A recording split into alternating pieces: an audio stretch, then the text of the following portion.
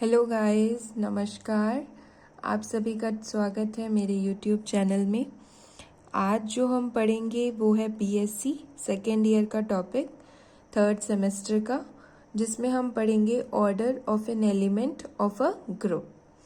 तो किसी भी ग्रुप का कोई भी एलिमेंट ले लीजिए, उसकी ऑर्डर, उसकी कोटि कैसे निकालते हैं वो आज हम देखेंगे। तो कोटि निकालना है हमें, पहले एक ग्रुप लेना पड़ेगा। इसकी डेफिनेशन है, देखिए, जी विद डॉट, ये नॉन एम्प्टी सेट है, डॉट हमारा ऑपरेशन है, मल्टीप्लिकेशन। इन दोनों को लेते हैं तब हमें ग्रुप बनता है। तो सबसे पहले हमें एक ग्रुप ले लेना है और उसका कोई एलिमेंट ले लेना है, ए बिलोंग्स टू ग्रुप जी। सो ए का जो ऑर्डर होगा वो कैसे मिलेगा, जब आपको कोई एक लीस्ट पॉजिटिव इंटीजर मिलेगा n, जो कि इस कंडीशन को सेटिस्फाई करे, a to the power n equals to e. ठीक है, यहाँ पे n की कंडीशन देख लीजिए, दिस इज लीस्ट, सबसे छोटा, okay, least positive and integer, तीनों चीजें होनी चाहिए। लीस्ट पॉजिटिव इंटीजर होना चाहिए जो इस कंडीशन को सेटिस्फाई करे। इससे ज्यादा छोटा कोई भी नंबर नहीं होना चाहिए, n से छोटा नहीं होना चाहिए जो इस कंडीशन को सेटिस्फाई करे। तो जो n है वो कहलाएगा आपका ऑर्डर ऑफ एन एलिमेंट ए का ऑर्डर कहलाएगा n। उसका नोटेशन ऐसे भी लिखा जाता है, order of an element A equals to n। ये रिप्रेजेंटेशन है ऑर्डर लिखने का किसी भी एलिमेंट के लिए। सो जो भी सबसे छोटा पॉजिटिव इंटीजर होगा जो इस कंडीशन को सेटिस्फाई करेगा वही उसका ऑर्डर होगा। ठीक है, इसके बाद एक रिमार्क लिखा है मैंने छोटा सा, ये थोड़ा सा इसमें क्या बोला है कि अगर कोई और एलिमेंट आपको मिल जाए, हमें ये नहीं पता कि n लीस्ट है कि नहीं है, ओके, तब क्या होगा। So if a is an element of a group G का कोई एलिमेंट a है और n कोई भी पॉजिटिव इंटीजर है, लीस्ट है कि नहीं है ये हमें नहीं पता, ओनली पॉजिटिव इंटीजर है, और इस तरह से है कि वो ये कंडीशन सेटिस्फाई कर रहा है a to the power n equals to e, तब क्या रिलेशन होगा ऑर्डर ऑफ a और इस n के बीच में। तो वो ये रिलेशन होगा कि ऑर्डर ऑफ a n भी हो सकता है और उससे छोटा भी हो सकता है, क्योंकि आप जानते हैं ऑर्डर ऑफ a लीस्ट होता है। ठीक है, लीस्ट होता है, पॉजिटिव इंटीजर तो होता ही है। सो ये हमारा n सिर्फ पॉजिटिव इंटीजर है, लीस्ट नहीं है, इसलिए ऑर्डर ऑफ a n के इक्वल भी हो सकता है एंड लेस देन n भी हो सकता है। ओके, नाउ इस थ्योरम को हमें प्रूफ करना है, जिसमें ये कहा गया है कि कोई भी एलिमेंट ए है, उसका ऑर्डर उसी एलिमेंट के इनवर्स के ऑर्डर के इक्वल होता है। ठीक है, ए का ऑर्डर, ए इनवर्स का ऑर्डर दोनों सेम होते हैं, ये हमें प्रूफ करना है। सो इसको प्रूफ करते हैं। प्रूफ करने के लिए हम ले लेते हैं, लेट एज्यूम कर लेते हैं कि order of A equal to n है, okay, and order of A inverse equals to m है, ये हमने एज्यूम कर लिया। ओके, नाउ हमें प्रूफ क्या करना है, हमें प्रूफ करना है कि यहाँ पर order of A equal to order of A inverse है, that means n equals to m है, ये हम प्रूफ करेंगे। सो हमें इक्वल प्रूफ करने के लिए हम यहाँ पर क्या प्रूफ करेंगे कि n is less than m होगा, m is less than equals to n होगा। ठीक है, देखिए मैं और लिख के बता रही हूँ, हम अगर ये भी प्रूफ कर दें कि n is less than equals to m and m is less than equal to n, ये दोनों कंडीशन कब सेटिस्फाई होंगी, ये कभी होती हैं जब दोनों आपस में इक्वल होते हैं।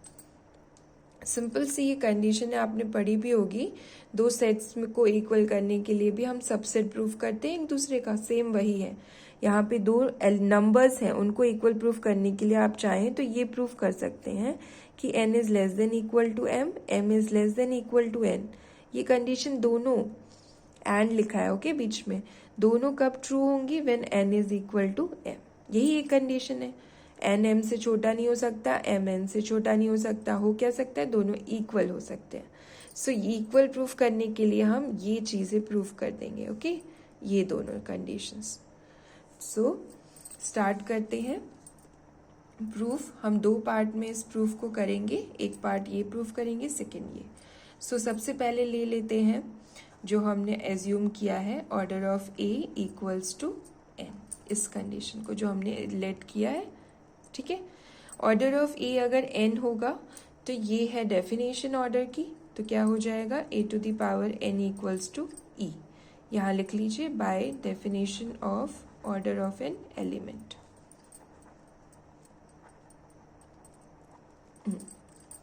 अब हम क्या कर रहे हैं, बोथ साइड हम इनवर्स ले रहे हैं, इनवर्स। ओके, सो ये हो जाएगा a n inverse equals to e inverse. Okay, अब क्या करना है, ए इनवर्स अंदर लिख लेते हैं, एन बाहर। हमने जस्ट ये इनवर्स अंदर किया, पावर्स को इंटरचेंज किया।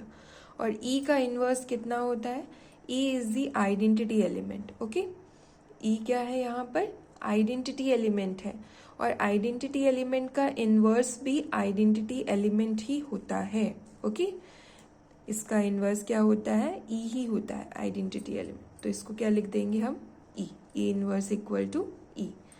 अब देखिए यहाँ पर हमें ये कंडीशन मिल रही है कि ए इनवर्स की power n equal to e है। सो ये रिमार्क हम यूज करेंगे कि अगर a to the power n equal to e होता है तो क्या होता है हमारा, order of a is less than equal to n. So हमारे पास क्या है, ए इनवर्स की power n equal to e. So क्या हो जाएगा, order of A inverse is less than equal to N, ये हो जाएगा। Okay, using this remark. अब ऑर्डर ऑफ ए इनवर्स क्या एज्यूम किया था हमने, M. So M is less than equal to N हो गया, ये प्रूफ हो गया। ठीक है, एक part. Now for the second part, second part हम क्या लेंगे, जो हमने सेकेंड एजम्पशन किया है कि order of A inverse equal to M. आप चाहें तो इक्वेशन 1 2 दे दीजिए, यहाँ लिख सकते हैं यूजिंग 1, हियर यूजिंग 2, और यहाँ हमने क्या किया है, रिमार्क, यूजिंग रिमार्क। ओके, ये आ गया हमारा using equation number 2, A order of A inverse equal to M. So order की डेफिनेशन लगा देते हैं। ऑर्डर की डेफिनेशन क्या कहती है कि अगर ऑर्डर ऑफ ए एन है तो a to the power n equal to e होगा, where n is the least positive integer. So यहाँ पर हमारा क्या हो जाएगा, a inverse to the power m equal to e. Okay, now अब हम क्या करेंगे, यहाँ पर a inverse to the power m equal to e है, हम क्या करेंगे, इन दोनों को इंटरचेंज। सो ए एम अंदर ले आएंगे और -1 बाहर ले जाएंगे। ओके, इंटरचेंज कर दिया जस्ट हमने, दोनों प्रोडक्ट में है तो हो सकता है इंटरचेंज। अब देखिए यहाँ क्या लिखा है, इसको ऑब्जर्व कीजिए, ये क्या है, this is b of inverse equal to e. अगर मैं ए इनवर्स को एक न्यू अल्फाबेट ले लूँ b, so b inverse equal to e लिखा है ना, ये अगर a to the power m को बी ले लें तो b inverse equal to e लिखा है। सो बी इनवर्स अगर ई है तो बी भी क्या होगा, यहाँ पर ई ही होगा। ओके, क्योंकि मैंने आपको अभी बताया कि ई का इनवर्स भी ई ही रहता है। ओके, ई जो है आइडेंटिटी एलिमेंट, वो खुद एक दूसरे में इनवर्स रहते हैं, मतलब ई इनवर्स इक्वल टू ई रहता है। सो यहाँ पर क्या दिया है, बी इनवर्स इक्वल टू ई, तो बी मस्ट बी ई, क्योंकि इसके अलावा कोई एलिमेंट नहीं है जिसका इनवर्स ई ही हो। ठीक है, ई का इनवर्स ही सिर्फ ई होता है।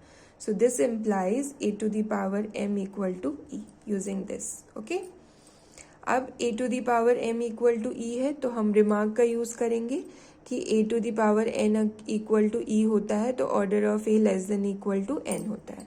तो यहाँ पे भी order of a is less than equal to m हो जाएगा। ओके, यूजिंग रिमार्क, यहाँ हमने रिमार्क का यूज कर दिया। अब ऑर्डर ऑफ ए को हमने क्या एज्यूम किया था, N. So this is N is less than equal to M, ये प्रूफ हो गया। यहाँ पे हमने यूज किया है इक्वेशन नंबर 1 का। सो देखिए हमने दोनों कंडीशंस प्रूफ कर दी हैं, m is less than equal to n is less than equal to M. So हमें क्या मिल गया, now m is less than equal to n and n is less than equal to m. So this implies m equal to n. ये proof हो गया। और ये कब था, when n and m are finite. Okay? अगर infinity होगा, okay? If order of a is infinity, then order of a inverse भी क्या होगा, infinity ही होगा। By using this condition. देखिए ऑर्डर ऑफ ए अगर इन्फिनिटी लेंगे तो यहाँ पर क्या हो जाएगा, m is less than equal to infinity. Okay, यही होगा ना। अच्छा ठीक है, यहाँ एज्यूम कर लीजिए, यहाँ पर ऑर्डर ऑफ ए ये इन्फिनिटी लिया है तो इन्फिनिटी से बड़ा है m, तो m क्या होगा, m मस्ट बी इन्फिनिटी। ठीक है, इन्फिनिटी से बड़ा क्या होगा, इन्फिनिटी ही होगा। सो अगर ऑर्डर ऑफ ए इन्फिनिटी है तो ऑर्डर ऑफ ए इनवर्स भी क्या होगा, infinity. So both are again equal. So in this way we can prove that order of A is equals to order of A inverse.